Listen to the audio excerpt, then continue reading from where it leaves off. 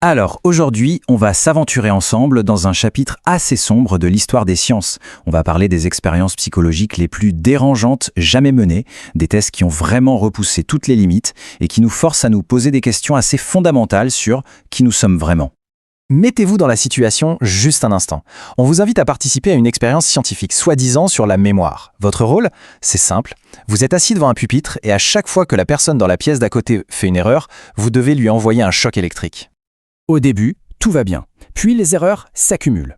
Et là, vous commencez à entendre des cris. La personne de l'autre côté hurle, elle supplie d'arrêter, elle dit que ça lui fait un mal de chien.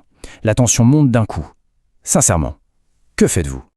Et pour couronner le tout, le chercheur qui est à côté de vous, en blouse blanche, l'air très sérieux, vous regarde et vous dit calmement « L'expérience exige que vous continuiez ». Il insiste. C'est là que tout se joue.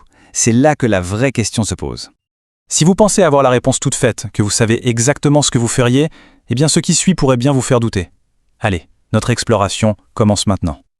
On commence avec une question fondamentale. Qu'est-ce qui est le plus fort ? Notre personnalité, ce qu'on croit être, ou bien la situation dans laquelle on se trouve ? On va voir des expériences où des gens tout à fait normaux ont été poussés à faire des choses impensables, simplement à cause du contexte. Eh bien, ce scénario qu'on vient d'imaginer, il n'est pas sorti de nulle part.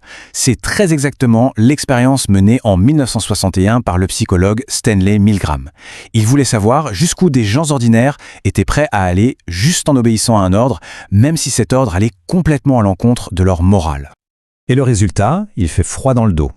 Le pourcentage de participants qui sont allés jusqu'au bout, qui ont administré les chocs électriques les plus élevés, marqués comme potentiellement mortels, est de 65%. Oui, 65%. C'est énorme. C'est quasiment 2 personnes sur 3. Voilà la phrase qui a tout changé. Une simple instruction d'une figure d'autorité a suffi. Milgram a expliqué que les gens entrent dans ce qu'il appelle un état agentique. En gros, c'est comme s'ils n'étaient plus responsables de leurs actes. La responsabilité glisse sur les épaules du scientifique. Et là, une personne normale peut devenir un instrument de destruction, juste en faisant ce qu'on lui dit. Bon, on a vu le poids de l'autorité, maintenant passons à une autre force tout aussi puissante, mais beaucoup plus sournoise, la pression du groupe. Dans l'expérience de Solomon Asch, il n'y a ni douleur, ni ordre, juste le regard des autres. La tâche a l'air d'un jeu d'enfant. Il faut juste dire laquelle des 3 lignes à droite a la même longueur que la ligne de gauche. La réponse est évidente, on est d'accord ? Sauf que le participant est dans une pièce avec plusieurs autres personnes qui sont en fait des complices. Et tous, les uns après les autres, donnent volontairement la même mauvaise réponse. Et le résultat est juste stupéfiant. 75% des participants se sont rangés à l'avis du groupe au moins une fois, même en sachant pertinemment que le groupe se trompait. C'est fou, ça montre que la peur d'être seul contre tous, d'être rejeté, est si forte qu'elle peut nous faire douter de ce que l'on voit de nos propres yeux. Alors là, on aborde l'une des études les plus célèbres et les plus controversées de l'histoire. L'expérience de la prison de Stanford menée par Philippe Zimbardo. Le principe, des étudiants en parfaite santé sont séparés au hasard en 2 groupes, des prisonniers et des gardiens. Le tout dans une fausse prison installée au sous-sol de l'université. Et la situation a dégénéré à une vitesse hallucinante. Dès le 2e jour, ce qui n'était qu'un jeu de rôle a complètement basculé. Les gardiens sont devenus sadiques, ils ont commencé à humilier les prisonniers, à les abuser psychologiquement. Les prisonniers, eux, sont devenus totalement passifs, déprimés, certains ont fait des crises de nerfs. C'est devenu tellement toxique que l'expérience, qui devait durer 2 semaines, a dû être arrêtée au bout de 6 jours à peine. Et voilà la conclusion terrifiante de Zimbardo. Ça suggère que la frontière entre le bien et le mal est bien plus fragile qu'on ne l'imagine, et que dans de mauvaises circonstances, n'importe qui pourrait devenir cruel. D'accord, donc nos actions peuvent être influencées. Mais est-ce qu'on peut aller encore plus loin ? Est-ce qu'on peut influencer non seulement ce que l'on fait, mais aussi ce que l'on ressent au plus profond de nous ? C'est ce qu'on va voir, avec des expériences qui ont tenté de fabriquer la peur et de tordre la perception de la réalité.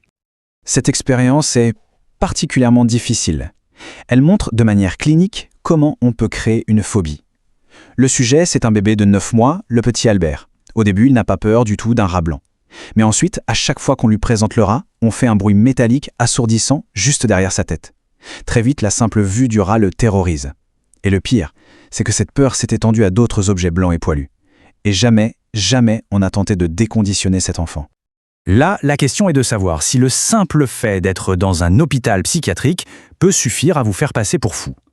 Pour le savoir, David Rosenan et 7 de ses collègues, tous en parfaite santé mentale, se sont présentés dans différents hôpitaux Et le point crucial, c'est ça. Le seul symptôme qu'ils ont prétendu avoir, c'est d'entendre un son vague, comme vide ou sourd. C'est tout. Et pourtant, tous, sans exception, ont été diagnostiqués schizophrènes et internés. Une fois l'étiquette malade collée sur leur front, impossible de s'en défaire. Le fait qu'ils prenaient des notes était vu par le personnel comme un comportement d'écriture compulsif, un symptôme de plus. C'est hallucinant. Attention, on entre maintenant dans la partie la plus dérangeante de notre exploration. On va parler d'expériences qui touchent à nos instincts les plus profonds, comme l'addiction, et même à des tentatives de contrôle mental menées par le gouvernement. Dans les années 60, des chercheurs ont donné à des singes un accès libre à différentes drogues. Les résultats sont tout simplement horribles. Les animaux ont fini par s'automutiler. Ils choisissaient la drogue plutôt que la nourriture ou l'eau jusqu'à en mourir. C'est une preuve brutale que l'addiction n'est pas une question de faiblesse morale, mais bien un processus biologique surpuissant qui peut balayer l'instinct de survie. Et on arrive sans doute au projet le plus sombre de tous. Pourquoi ? Parce qu'il n'a pas été mené par des scientifiques, mais par une agence gouvernementale, la CIA.